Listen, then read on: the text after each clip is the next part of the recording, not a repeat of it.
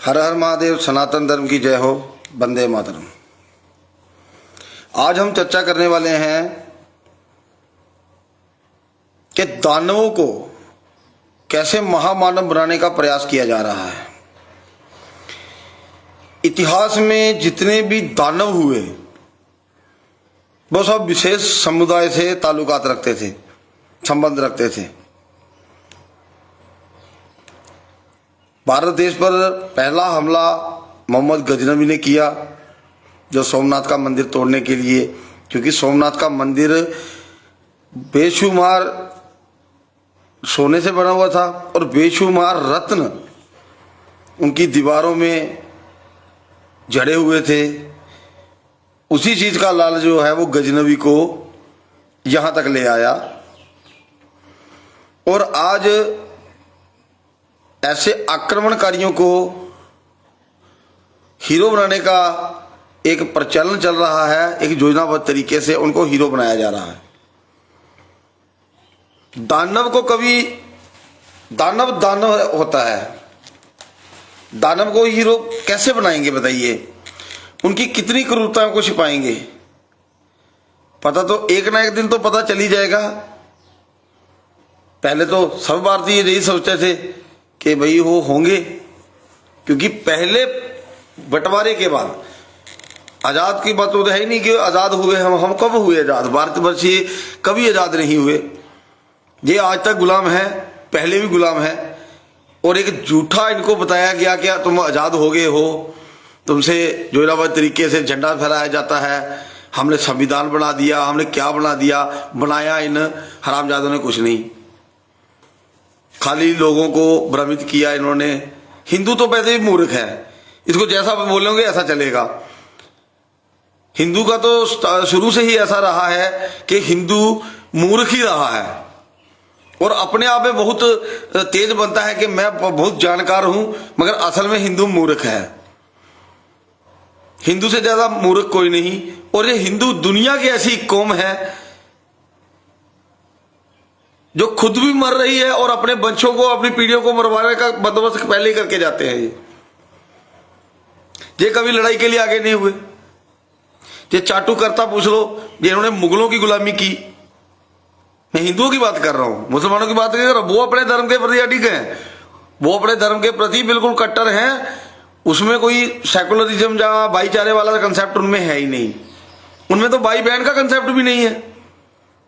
मगर हिंदू मान लेते हैं भाई मेरा भाई है, मेरी भाईजान है, सब मुसलमान एक जैसे हैं। नहीं होते। कोई अच्छा मुसलमान होता है, कोई बुरा मुसलमान होता है। अरे मूर्खों,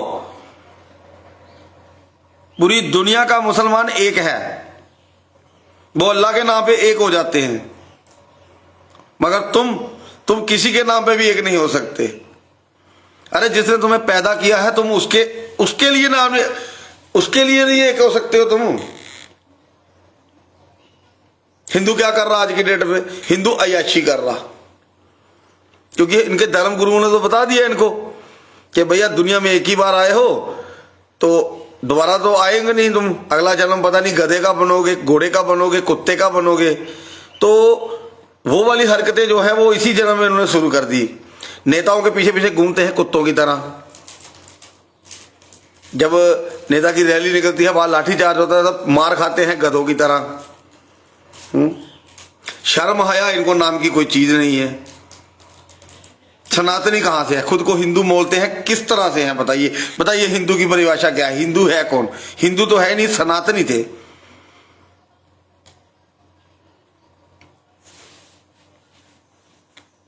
जैसे इस तरह से जे है, जी मैंने हाथ में पकड़ा हुआ है, इसको कई लोग मग बोलेंगे, कई लोग इसको जग बोलेंगे, कई तो इसको गिलास बोल देंगे, भाई गिलास दो। तो बोलने का तरीका अलग है, मगर चीज जो है वो वही है। हम सनातनी थे, अब हिंदू मुसलमान बोलते थे, क्योंकि मुसलमान वहां से आते थे, ऊपर से रेत से, अरब से आते हुए जब वो सिंधु नदी पार करते थे। क्योंकि सिंधु नदी के उस तरफ देखा जाओ तो पूरा का पूरा इलाका बंजर है। वो वहां कोई फसल नहीं होती, कोई कुछ नहीं होता, रेत ही रेत, ताड़ के पेड़, खजूर के पेड़ होते हैं उधर, और पानी तो वहां पे देखने को नहीं था, बारिश का पानी इकट्ठा हो जाए तो हो जाए, नहीं तो कहीं उस इलाके में पानी नहीं था। जब वो लोग सिंध में पहुंचे तो हमें सिंध नदी के नाम से सिंधु बोला जाता था कि ये लोग सिंधी हैं। आज भी बहुत सारे लोग सिंधी हैं जो बाग के भारत में आ गए हैं, जिसका सबसे बड़ा प्रमाण है जयपुर का बस अड्डा, जिसे आज भी सिंधी कैंप कहा जाता है, क्योंकि 1947 में वहां पे कैंप लगा था, कोई खुली जगह पड़ी थी तो वहां पे रिफ्यूजी कैंप लगा था। जो पाकिस्तान से हिंदू भाग के आ रहे थे उनको वहां रहने का, खाने का व्यवस्था किया था। तो वो कैंप था, वो तकरीबन 2-3 साल लगातार लगा रहा, जब तक उनको अपनी जमीनें नहीं मिली कि कहीं कहीं सरकार ने उनको बिठा दिया। तो हम हिंदू कहां से, हम अपने आप को सनातनी बोलना चाहिए। और सनातनी की बहुत पहचानें होती हैं, आप में तो एक भी नहीं है। सड़क पर चलते हुए अगर कोई हिंदू मिल जाता है तो हम पहचान नहीं पाते हैं कि वो हिंदू है कि मुसलमान है, क्योंकि ना ही उसने तिलक लगा रखा है, ना ही शिखा है सर पे, ना ही वो जनेऊ धारण करते हैं। और धोती पोथी की तो बात ही छोड़ दो आप। ये सनातनियों की पहचान थी। तो आज आप घूमते हो इस तरह तो आपको देख के कई इस्लाम के जिहादी या ईसाई मशीनरी वो हिंदू बन के आपके समाज में घूम रहे हैं। आप पहचान ही नहीं पाते हो कि वो हिंदू है कि मुसलमान है, उसके अंदर की मंशा क्या है। हर मुसलमान की अंदर के दिल की मंशा ये है हिंदुओं को मारना, काफिरों का नाश करना। ये उनका स्वाभाविक कर्म है जो उनको कुरान ने बताया है। पहली बात तो कुरान, भारत जैसे देश में कुरान बैन होनी चाहिए, मगर इन हराम यादे नेताओं के इतने दोगले हैं ये हरामी। अपने परिवार तो इन्होंने कनाडा में भी शिफ्ट करके रखे हैं। मुझे एक नेता बता दो बीजेपी का, एक नेता बता दो, बीजेपी छोड़ो कांग्रेस का भी बता दो, एक नेता बता दो जिसके बच्चे विदेश में ना हो। और विदेश में क्यों भेजे हैं? इन्होंने जानबूझ के भेजे हैं क्योंकि ये सत्य से अवगत है और जनता को सत्य से अवगत नहीं करवा रहे हैं। ये एक नंबर के हरामखोर है, हरामखोर, जिनके पीछे तुम कुत्ते की तरह पूंछ हिलाते घूम रहे हो। वो आपको सत्य नहीं बताएंगे। वो क्यों बताएंगे सत्य? इस समय देश जो है, भारत देश बारूद के ढेर पे खड़ा है और सबको पता है कि आतंकवादी कौन है। आप बताइए, इतने आतंकवादी पकड़े जाते हैं। मैंने आरटीआई से जवाब मांगा था पर मुझे जवाब नहीं दिया गया था कि मुझे बताया जाए कि 1985 से लेके आज तक कितने मिलिटेंट जो थे वो पकड़े गए हैं, उनका पूरा विवरण दिया जाए। वो देश की कौन कौन सी जेलों में है। आपको पता है कितना खर्चा आ रहा है इन आतंकवादियों को जेल में पालने का? और खर्चा कौन उठा रहा है? खर्चा तुम उठा रहे हो, मूर्ख हिंदुओं, तुम उठा रहे हो, क्योंकि टैक्स तो तुम भर रहे हो। मुसलमान तो टैक्स भरता नहीं है, क्योंकि मुसलमान तो काम करता नहीं, वो शोध करता ही नहीं है काम। उसके काम करने का काम तरीका क्या है? पंचर की दुकान चला रहे हैं जी, पंचर की दुकान, प्रसाद बेच रहे हैं जी। असलियत में देखो कितनी प्रॉपर्टी उन्होंने खरीद रखी है, मगर कभी सरकार को बताते नहीं है। वो ये हिंदू ही है मूर्ख जो जाता है अपनी शान दिखाने के लिए, बताता है हाँ भाई मेरे पास इतने प्लॉट है, ये है वो है। देश की अर्थव्यवस्था में मुसलमान का शून्य योगदान है, शून्य। और खैरात बढ़ रही हो, वो बटोरने में नंबर 1 पे हो जाते हैं ये लोग। शर्म तो तुम्हें आनी चाहिए हिंदुओं। वो तो अपना कर्म कर रहे हैं, जो उनको बताया गया है वो कर रहे हैं। तुम क्या कर रहे हो? तुमने किया क्या आज तक? तुमसे तो बच्चे भी ना पैदा हो रहे हरामियों। जंग की मैदान में लड़ेंगे जी नपुंसक, जिन जंग की मैदान में लड़ने की बात करते हैं हिंदू कि हम लड़ लेंगे, हिंदू शेर है, हम ये कर लेंगे। सालो जो घर में लड़ाई है वो तो तुम लड़ नहीं पा रहे हो। अपनी बीवी को तीसरे बच्चे के लिए मना नहीं पा रहे हो। पहले घर की लड़ाई जीत लो, फिर बाहर जाना। और ये फालतू की मर्दानगी जो है ना, ये अपने पास ही रखो।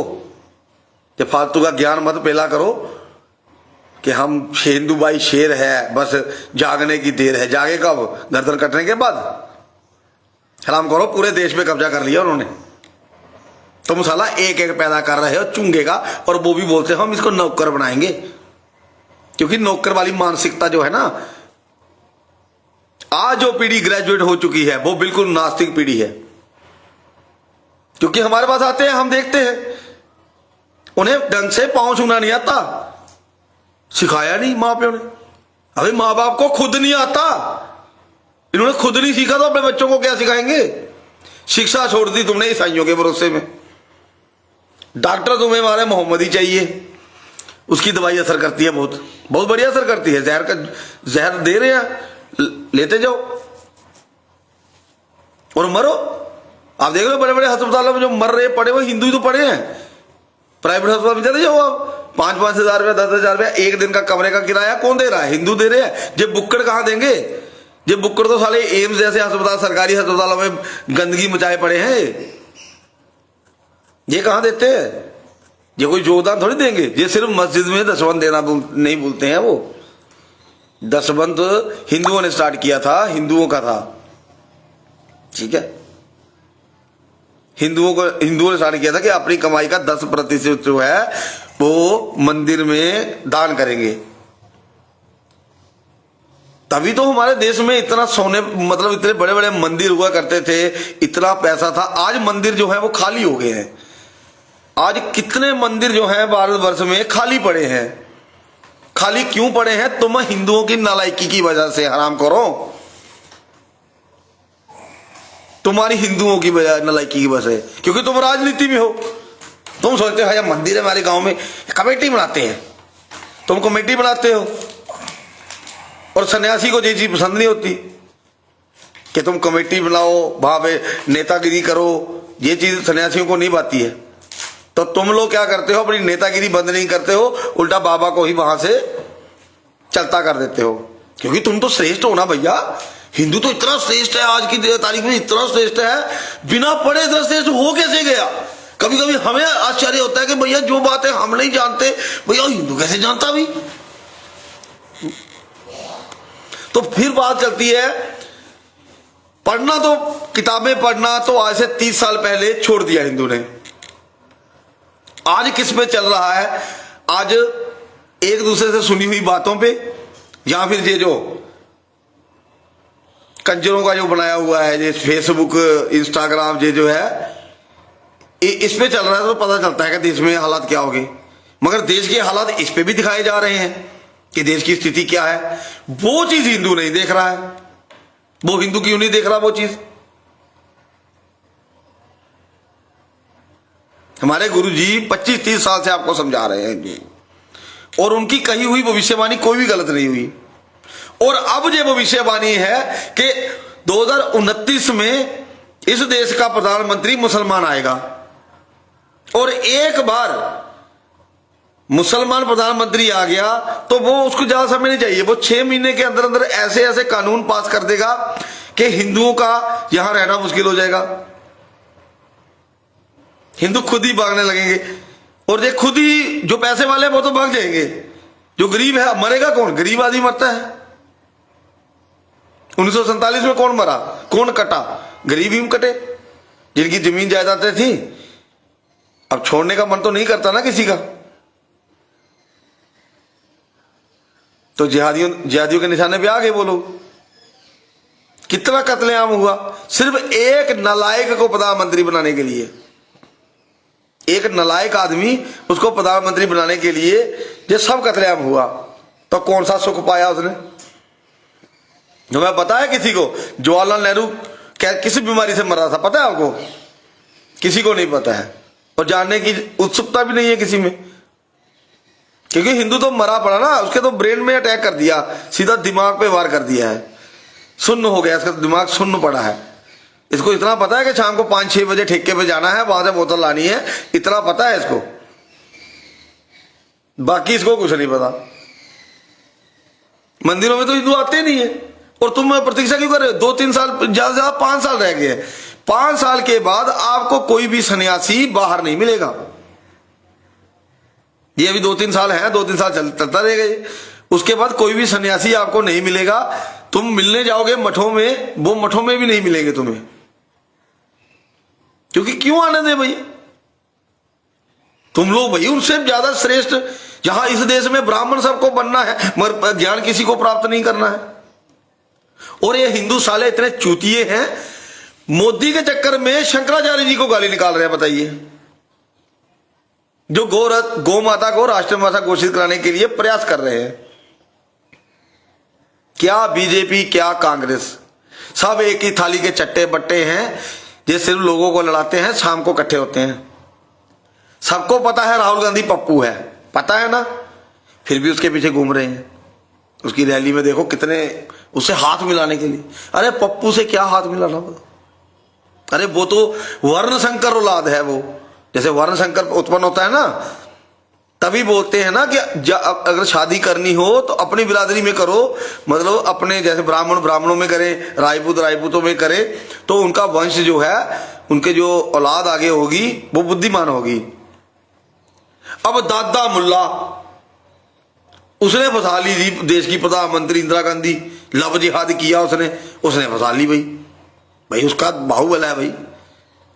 और मुसलमानों के पीछे दीवानी तो हमारी हिंदू लड़कियां बहुत है। क्या बात कर रहे हो, बहुत है, क्योंकि मोहब्बत का पैगाम देता है इस्लाम। पीरों पे कवालियां होती हैं, वहां जाते हिंदू ही हिजड़ों की तरह तालियां बजा रहे होते हैं वहां पे हरामखोर। तो जब अपने विनाश के कारण खुद हो तो फिर किसी को दोष क्यों दे रहे हो? किसी को दोष मत दो, तुम्हारा ही किया तुम भुगत रहे हो हिंदुओं, तुम्हारा किया हुआ, और भुगतेंगी आने वाली पीढ़ियां। अगर हुई तो पहली बात तो अगली पीढ़ी होनी ही नहीं है तुम्हारी, होगी कहां से, चूंकि का एक पैदा किया है वही नशे में लग जाएगा, पीढ़ी खत्म।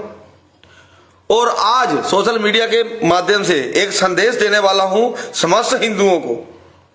हिंदुओं जिसके 2 बच्चे हैं, मैं गारंटी देके कहता हूं वो अपने वंश का नाश अपनी आंखों से देख के ही मरेगा।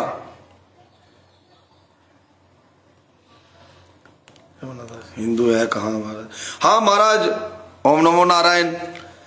महाराज वही तो मैं कह रहा हूं, हिंदू है कहां? हिंदू की पहचान होती है तिलक, शिखा, जनेऊ, धोती, पोथी, जहां हाथ में शस्त्र हुआ तो क्षत्रिय। कहां है इनके पास शस्त्र? अरे शस्त्र देखने पर से मर जाते जी। अरे कहीं तलवार पड़ी दिख जाए ना तो इनकी टांगे कांपना शुरू कर देती है हिंदुओं की। क्या बात करें, नपुंसक है ये लड़ेंगे मरेंगे। अरे कुछ नहीं करेंगे, ये कुत्ते की मौत मरने के लिए पैदा हुए हैं। जिस तरह के बकरे की मां जो है बच्चे पैदा करती है सिर्फ कटने के लिए, और बलि हमेशा निर्बल की दी जाती है, शक्तिशाली की नहीं दी। बकरे करते हुए देखे होंगे आपने, कभी किसी ने शेर करता हुआ देखा है कि शेर की बलि दे? कभी सुना कभी? और तो तुम कैसे समझते हो भैया हिंदू हम शेर है? किस बात में शेर हो भाई? शेरों वाला कोई काम तो तुमने किया नहीं। तुम सऊदी से भागे, तुम ईरान से भागे, तुम इराक से भागे, तुम मंगोल से भागे। रशिया में भी सनातन था, तुम वहां से भी भाग के आ गए। तुम अफगानिस्तान से भागे, तुम पाकिस्तान से भागे, तुम बंगाल से भागे, तुम कश्मीर से भागे, तुम मेवात से भागे। अब सारा तुम दिल्ली से भागोगे, फिर तुम मुंबई से भागोगे, फिर तुम कलकत्ता से भागोगे, फिर आखिर में तुम्हारा अंजाम ये होना है तुम डूब के मरोगे बंगाल की खाड़ी में। गंगा जी में आत्मदाह करोगे तुम लोग, सब सामूहिक आत्मदाह होगा। जिस तरह से जोहर होते थे ना, उसी तरह से तुम्हारा आत्मदाह होगा। और गारंटी है इस बात की, इस बात को कोई रोक नहीं सकता, क्योंकि उनकी तलवार का दम तो तुम झेल नहीं पाओगे। लड़ना तो तुम्हारा स्वाभाविक है ही नहीं, तुम्हारा काम है भागना। टांगों में तेल लगा लो, बढ़िया भागने में काम आएगा, और भागो। क्योंकि तालिबान जो है हमारे पड़ोस तक आ गया, पाकिस्तान पे कब्जा कर गया, और पाकिस्तान से भारत की सीमा लगती है। क्या ये बात कांग्रेस अपनी सो कॉल्ड हिंदूवादी सरकार को नजर नहीं आ रही? जिहादियों को पालेंगे ये बदमाश पालेंगे हरामखोर। अपना आप तो साला ढंग से पाल नहीं पा रहे हो। वो तो तुमने हिंदुओं से ब्राह्मणों से धोखा करके तुमने सत्ता हासिल की। 10 साल सत्ता में रहने के बाद क्या काम किया बताओ? हिंदुओं के लिए क्या किया तुमने? इससे बड़ा तुम मर जाओ सालो आराम को। कांग्रेस मुसलमानों की पार्टी है और मुसलमानों के साथ खड़ी होती है। रात को 2 बजे भी अगले सुप्रीम कोर्ट का गेट खुलवा लेते हैं। तुमने क्या किया? तुम तो अपने कार्यकर्ताओं को मरवा रहे हो साथ में मिलके। अपने कार्यकर्ता मारे जा रहे हैं, इनके कुत्ते की मौत, और इनको कोई परवाह नहीं है उनकी। तो कौन क्यों लगे हो हिंदू इनके पीछे? अरे गोली मारो इनको, ये तो पहले भी वैसे भी सत्ता में आने वाले नहीं है। और बीजेपी का एक एक नेता जानता है कि हम दोबारा सत्ता में नहीं आएंगे, इसलिए इन हरामजादों ने अपने बच्चे बाहर भेज दिए हैं विदेशों में पढ़ने के लिए, वहां सेटल कर दिए हैं। और जैसे ही माहौल खराब होगा ये लोग जहाज पकड़ेंगे, ये लोग भाग जाएंगे बाहर। ये व्यवस्था उन्होंने करके रखी है। मगर तुम्हें नहीं बताएंगे, हिंदू आम जनता को नहीं बताएंगे ये बात, क्योंकि अफरा तफरी का माहौल होगा उस वक्त, ये सब निकल जाएंगे। ऐसा ही तो होता है। अब बांग्लादेश में देखो तख्ता पलट हुआ, प्रधानमंत्री भाग गई, बड़े बड़े अफसर सब भाग गए। श्रीलंका में भी यही हुआ, नेपाल में ये हो गया। अब पड़ोसी को देख के भी तुम ना समझो, तो तुम जैसा ना समझ या मूर्ख कोई नहीं होगा। हमारा तो काम है समझाना। लाइन पे आ जाओगे तो बढ़िया रहोगे, अगर लाइन पे नहीं आओगे तो कुत्ते की मौत मारे जाओगे, क्योंकि तुम्हारे दो ही विकल्प हैं, या भागना या मरना। भागने तुम्हें वो देंगे नहीं। और जो तुम तीसरा विकल्प सोच रहे हो ना तुम लोग, कि कोई बात नहीं, इस्लाम ही है, कोई चक्कर नहीं, मुसलमान बन जाएंगे, दुनिया बनी हुई है, बड़े बड़े चौधरी बड़े बड़े चौहान जो थे वो मुसलमान बन गए, तो हम भी बन जाएंगे, कम से कम जीते रहेंगे। भूल जाओ ये बात हिंदुओं, इस बार काटने का कंसेप्ट है, क्योंकि आबादी बहुत ज्यादा हो गई है। 145 करोड़ पार कर रहे हैं हम, आबादी बहुत ज्यादा हो गई है। मुसलमानों की आबादी कम थी, अंग्रेजों के जमाने में भी मुसलमानों की आबादी कम थी, इसलिए उन्होंने हिंदुओं को आगे किया। क्योंकि अंग्रेजों की छाती पे गोली मारने वाला मंगल पांडे ही है। ये साले बुक्कड़ कहाँ इतना दम रखने वाले हैं? ये तो भीड़ में जैसे कुत्ते हमला करते हैं वैसे हमला करते हैं जी। अगर अंग्रेज इस बार देश में ना आया होता तो अब तक इस देश का इस्लामीकरण हो गया होता। और ये मुसलमान ये चाहते थे कि भाई जब ये अंग्रेज जाएं और सत्ता हमें दे के जाएं। क्यों भाई? तुम मुगलों की छठी औलाद हो, हरामजादो, तुम्हें दे दे अनपढ़ गवार साले कहीं के। जाओ सालो सऊदी अरब जाओ, वहां ऊंट चराओ, पहन के लड़ो, तुम और कुछ नहीं कर सकते हो। आराम हो, सुबह सुबह सारा जुबान गंदी कराते हैं। बाकी हमें मुसलमानों से कोई द्वेष नहीं है किसी बात का, क्योंकि वो अपने धर्म का काम कर रहे हैं भाई, जैसा उनको समझाया गया है वैसा कर रहे हैं। सिर्फ हिंदू नहीं कर रहा कुछ भी। हिंदू 9 बजे 10 बजे से सोया उठता है, और सोए उठते हुए चाय चाहिए, सो के चाय पी के फिर सो जाएगा, क्योंकि रात को 2 बजे तक जागना है भाई, 2 बजे तक घूमना है बाहर, शराब पीनी है। जब तक वो ठेके वाले धक्के मार के बाहर ना निकाले तब तक कहां निकलते हैं। सनातनी टोटली अशुद्ध हो चुका है, तुम तो हो ही नहीं अभी, तुम तो सनातनी कहने के अधिकार भी खो चुके हो। अब तुम बन गए हो मिक्स ब्रांड, कुकुर मुत्ते बन गए हो तुम लोग। ना तुम सनातन के किसी काम के और इस्लामी तो मिलेंगे ही नहीं, क्योंकि वो अच्छी तरह से जानते हैं कि ये साले सनातन के किसी काम के काम नहीं आए, ये हमारे क्या काम आएंगे। हाँ, बाकी तुम्हारी जमीन जायदादें पड़ी हैं उससे मतलब है इनको, क्योंकि जो बुक्कड़ माले गनीमत कमाने आए हैं, बांग्लादेश से बहुत लोग आ रहे हैं, रोहिंग्या आया है जहाँ पे क्या कहते हैं माले गनीमत कमाने, क्योंकि बुक्कड़ आए हैं, उनको बताया गया है कि ये हिंदू हैं, इनको बड़ी जमीनें जायदादें हैं, थोड़ा सा माहौल खराब करो जे भाग जाएंगे। जे बड़ी बड़ी इमारतें, ये सारी प्रॉपर्टी जमीन जायदादें, यहाँ तक कि इनकी बेटियां औरतें जो है वो भी तुम्हारी हैं।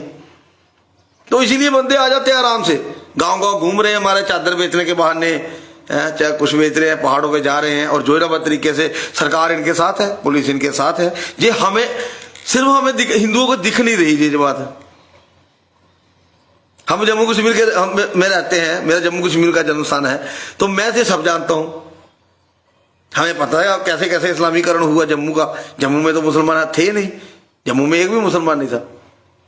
कहाँ रहते थे मुसलमान? ये सब ऊपर से आए पहाड़ से, कोई कश्मीर से आए, कोई डोडा किश्तवाड़ से आए, आके डेरा यहाँ लगा लिया। बहाना क्या बनाया कि हम बच्चों को पढ़ाएंगे। अरे बच्चों को पढ़ाएंगे तो आतंकवादी बनाएंगे, आतंकवादी ही बनेंगे।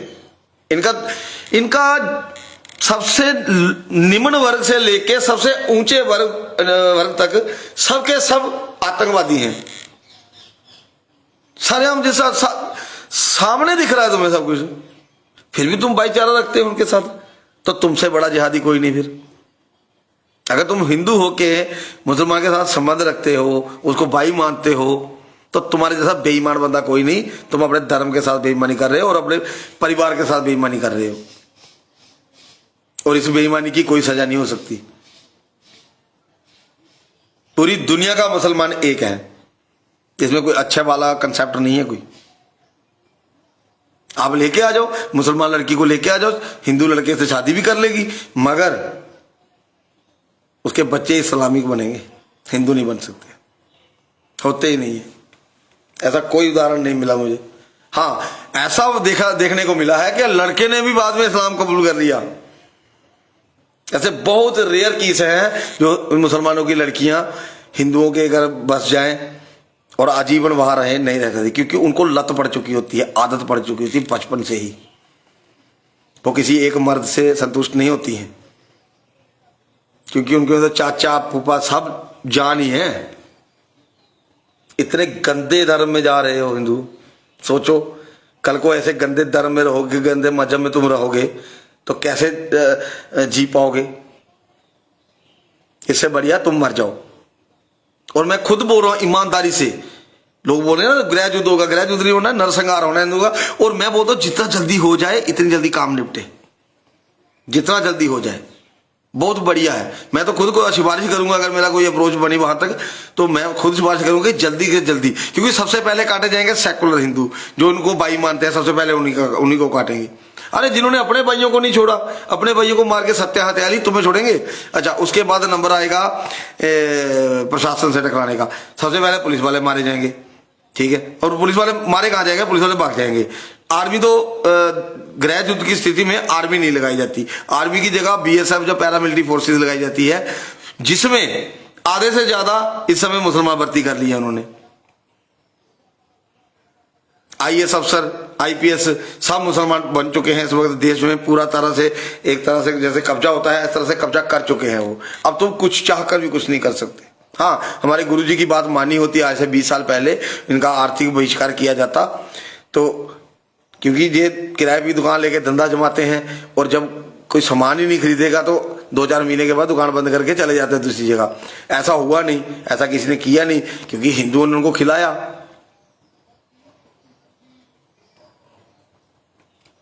हर हर महादेव स्वामी जी, हर हर महादेव। बाकी हिंदुओं के पास कोई ठिकाना चारा नहीं है, अब मरने के अलावा कोई विकल्प नहीं है। चाहे कुत्ते की मौत मरो, और नहीं तो हमारे साथ आ जाओ, लड़के मरोगे, वीर गति प्राप्त करोगे। बाकी तो और कोई चांस ही नहीं है तुम्हारा, कोई और रास्ता ही कोई नहीं है। बताओ अगर रास्ता है तो बताओ मुझे, और कोई रास्ता नहीं है भैया। ये मैं अपना उत्तरदायित्व समझ रहा हूं तो मैं बता रहा हूं, नहीं तो मुझे क्या लेना देना है तुम लोगों से। तुम लोग तो हमारी बेइज्जती करते हो, तुम्हें बाबा दिख जाए तो डर लग जाता है तुम्हें बाबा, तुम्हारे बच्चे तुम बच्चों को डराते हो बाबा के नाम से कि बाबा तुम्हें झोली में डाल के ले जाएगा। बच्चों के दिल में डर पैदा कर दिया तुमने, और बाबा ले क्या रहा है तुमसे, तुम क्या दे पाओगे, तुम्हारी औकात का तुम दे पाओगे। और बातें करते हैं बड़ी बड़ी, भंडारे होते हैं 10 रुपया देगा और सारे घर के लिए भोजन ले जाएगा, और फिर भी अपनी बड़ाई रखेगा। ये हिंदुओं का हाल है। हमारा पता, कुल देवता किसी को याद नहीं है आज की तारीख में, और कुल देवता का कोई अनुष्ठान होते हैं इनको पता ही कुछ नहीं। पूजा नहीं आती इनको करना है हिंदुओं को। कौन सी पूजा कर रहे हो तुम लोग? ये अगरबत्ती दिखाना, ये पूजा है? अगरबत्ती के अंदर जो डंडी रहती है ना, वो बांस की होती है, और सनातन धर्म में बांस को जलाना पाप माना गया है। तुम अगरबत्ती जला रहे हो तो वो पाप नहीं कर रहे हो? जो जलती है माता की देसी घी की जलती है। कहाँ देसी घी? ये जितना भी देसी घी आज मार्केट में आ रहा है ना, ये सब गाय की चर्बी पड़ी है इसमें। प्रमाण है, प्रमाण के साथ कह रहे हैं। बड़ी बड़ी कई फैक्ट्रियां बना रही है, सरकार अनुमति दे रही है। सरकार को अपने टैक्स से मतलब है, सरकार को तुम्हारी भावना से मतलब नहीं है। और हिंदुओं की भावना से तो बिल्कुल मतलब नहीं है सरकार को। अरे अगर सरकार अगर हिंदू का हित सोचती तो सबसे पहले शराब बंद करती। कितने हिंदू बीमार हो रहे हैं भाई, घर खराब हो रहे हैं, नशा बंद करती। किया सरकार ने? नहीं किया ना। सरकार कहती है डायरेक्ट मत लो, हमसे लो और हमें टैक्स दे के जाओ। पानी भी बिक रहा है, हवा भी बिक रही है, आने वाले टाइम पे मिट्टी भी तो बिक रही है। अभी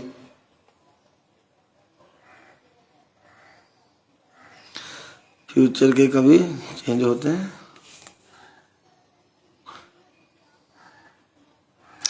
फ्यूचर, भविष्य बदल सकता है हमारा, अगर बदलने की अगर सामर्थ्यता हो और दृढ़ निश्चय हो कि मुझे बदलना है अपना भविष्य, तो बदल सकता है इंसान। मगर कौन सा विश्वास, इस देश में तो तुम्हारा कोई भविष्य तो है नहीं। तो बच्चों को पढ़ाए जा रहे हो, ग्रेजुएट बनाए जा रहे हो, नौकरियां मिलती नहीं है, नौकरी ना मिलने से शादी नहीं हो रही है बच्चों की, तो क्या फायदा इसी पढ़ाई करके। इससे बढ़िया 10वीं तक पढ़ाओ और आराम से कोई काम धंधा सिखाओ। मगर काम धंधा कहाँ कराना है, इनको मालिक तो बनना ही नहीं है, इनको तो नौकर बनना है ना। जब नौकर, मानसिकता ही नौकर जैसी है कि नौकर बनना है, तो मालिक कहां से बन जाओगे।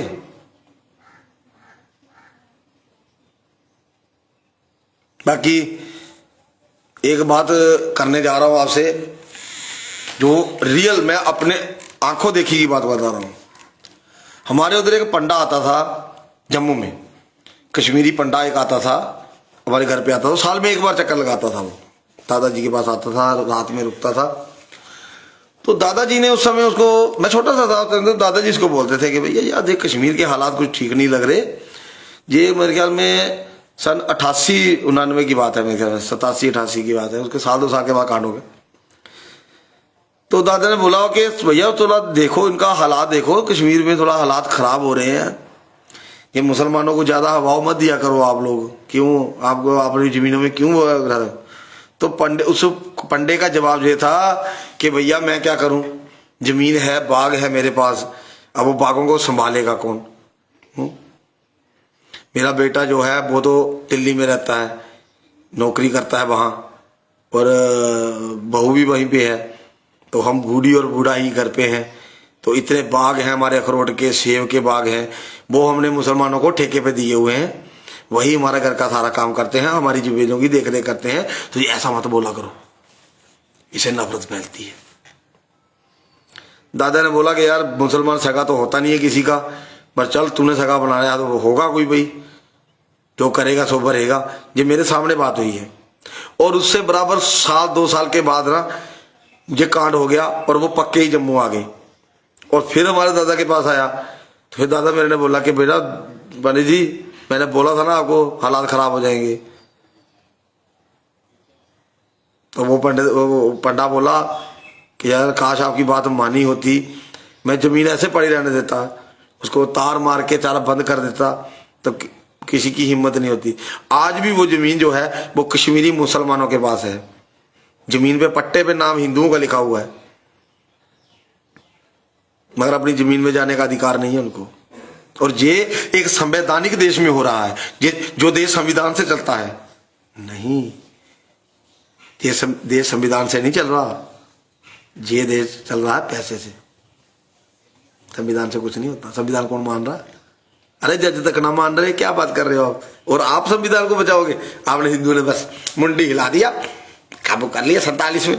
भाई तुमने क्यों नहीं आवाज उठाई? मुसलमानों ने आवाज उठाई, अपना पर्सनल लॉ ले लिया उन्होंने। तुम नपुंसक मरे रहे साले।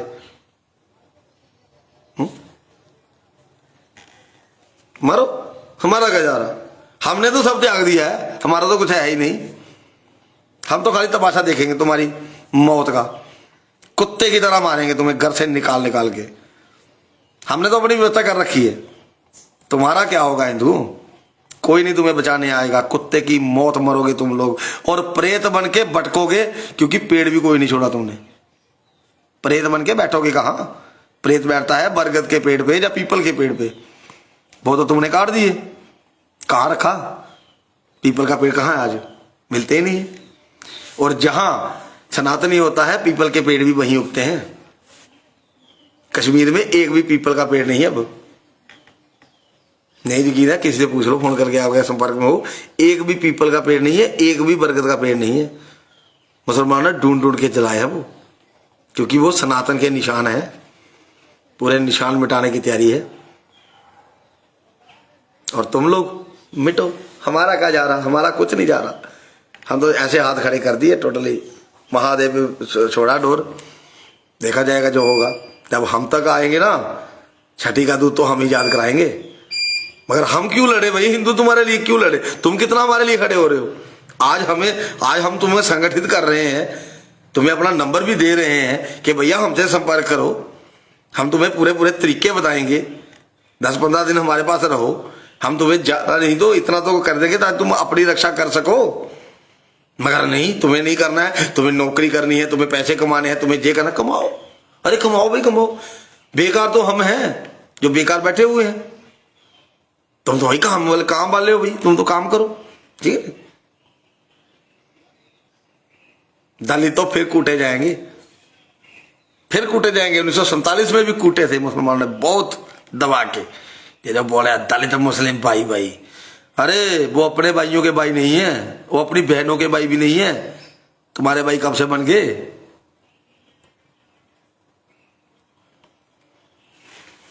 क्या करूं अब, फ्यूचर कभी चेंज नहीं होता, फ्यूचर कभी चेंज नहीं होता महाराज। ये सनातन है जहां सब कुछ बदल सकता है, इतनी ताकत है। मगर ताकत, जिज्ञासा भी होनी चाहिए ना जागने की। कोई चीज अगर जाननी है, किसी से कुछ सीखना है, कोई गुण अगर किसी से लेना है तो उसका भी तरीका होता है। तुम तो अपने आप में ही पूरे PhD बने घूम रहे हो कि तुम्हें सब पता है। तो इतना नहीं पता, तुम्हें मंत्र तक नहीं आता, तुम्हें कोई मंत्र नहीं आता, तुम्हें भोजन मंत्र नहीं आता। लानत है तुम हिंदुओं पर, कुछ भी नहीं आता तुम्हें। हमारे सनातन धर्म में सुबह सोने से उठने का मंत्र है, जमीन पर पहला पैर लगाने धरती माता को प्रणाम करके मंत्र पढ़ा जाता है। वो है तुम्हारे पास? क्या कभी तुमने जानने की कोशिश की? कभी किसी को पूछने की कोशिश की? ना, पूछना नहीं। अगर पूछेंगे किसी को तो हम छोटे पड़ जाएंगे। यही चक्कर है ना। मरना मंजूर है, सुधरना मंजूर नहीं है तुमको, ठीक है। मरो, हमारा क्या जा रहा। हमें आगाह करना था, हमने कर दिया। बाकी जिस सरकार के भरोसे बैठे हो ना, वही सरकार ही कटवाएगी तुम्हें। तुम वो सामने देख रहे होंगे, पर तुम चाहकर भी कुछ नहीं कर पाओगे। हर हर महादेव।